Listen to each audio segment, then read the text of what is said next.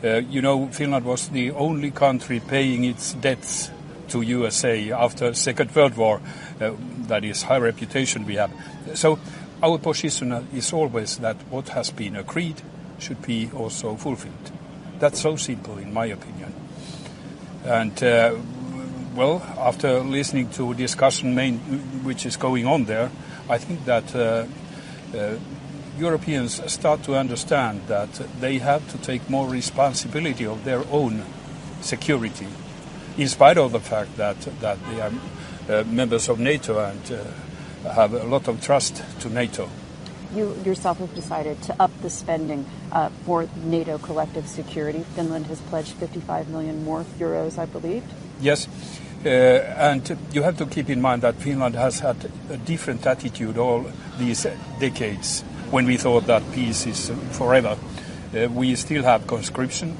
And one example would be that if we call our trained reserves, we have a bigger army than Germany, even though we are some 15 times a smaller country.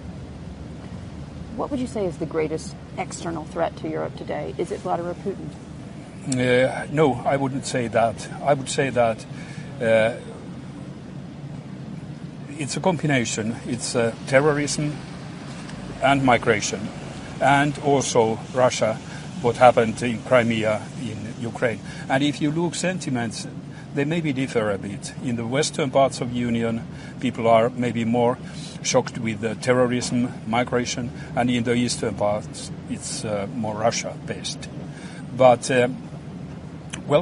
surely we hope that those discussions between the United States and Russia go on.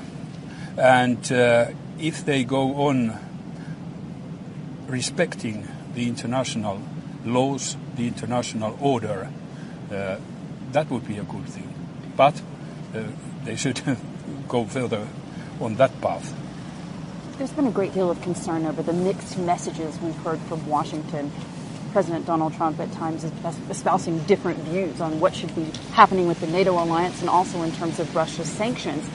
Those hit your economy very hard. Would you be open to lifting the sanctions on Russia if Europe was to decide to do so?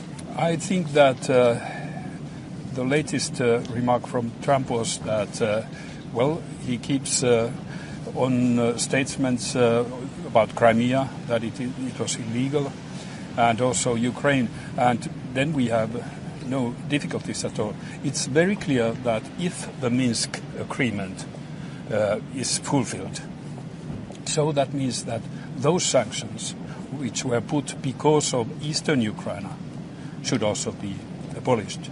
But we have a long, long way to that.